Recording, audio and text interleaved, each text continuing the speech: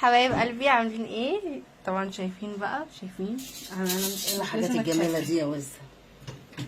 ايه العظمه دي؟ بجد اختراع. ايه ده؟ بجد يا جماعه تحفه. بصوا كلها مانجا، اللي بيحب المانجا هيموت فيها حرفيا. بصوا غرقانه مانجا. شايفين الحلاوه؟ بجد يا جماعه تحفه كده.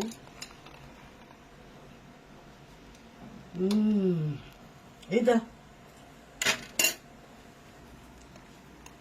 كلها مانجا حرفيا.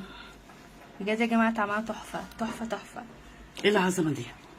تيجوا مع بعض نشوف الطريقه. طبعا شفتوا بقى في اول الفيديو عملنا عظمه، طريقه سهله وبسيطه جدا، وبجد الناس اللي بتحب بقى المانجا انتهزي الفرصه الصيف واعملي الطريقه دي. اول حاجه معايا دلوقتي بيضتين، ومعايا باكوين من الفانيليا اللي هي البودره، لو عندك السايله ممكن معلقه كبيره من معلقه الفانيليا السايله، وهنزل بكوبايه من السكر، وهضرب كل ده كده بالمضرب لحد لما طبعا ايه قوام البيض يتغير معايا واللون يتغير، واقلب على اتجاه، يعني وانا بقلب بالمضرب على اتجاه واحد عشان ايه الهواء بتاع الكيك ما يروحش مني. هنا دلوقتي هنزل بنص كوبايه من الايه الزيت. هنا انا بمشي معاكم خطوه بخطوه ازاي نعمل ايه الترافل. هنا دلوقتي بقى نزلت برضو بكوبايه كده من اللبن، لبن عادي، وهنا دلوقتي ضربت بقى كله، وهاجي هنا معايا حوالي كوبايتين من الدقيق، عليهم كيس من الكيك شيف، وذره كده من ايه الملح ده سنه.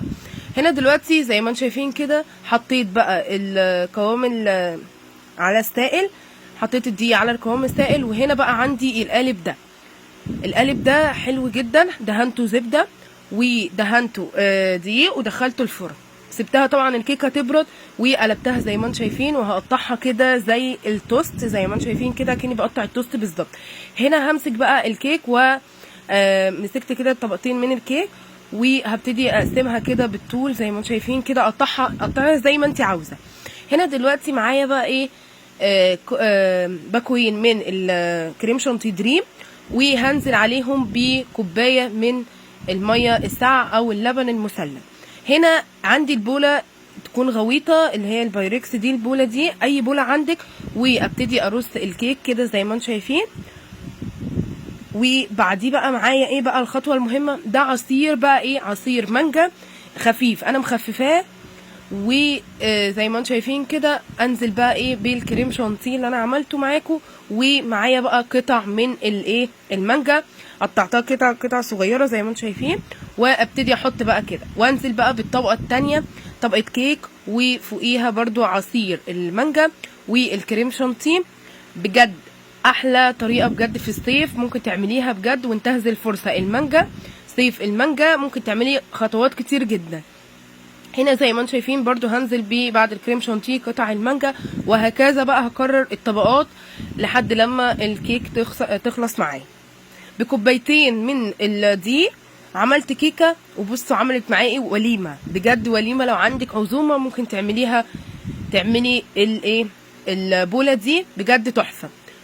هنا زي ما انتم شايفين في الاخر بقى فضلت اكرر، وفي الاخر حطيت الكريم شانتيه، وهنا زي ما انتم شايفين عملت بقى شرايح من المانجا وحطيتها كده على الوش، وبجد روعه. بصوا الجمال والحلاوه بجد تتاكل هوا.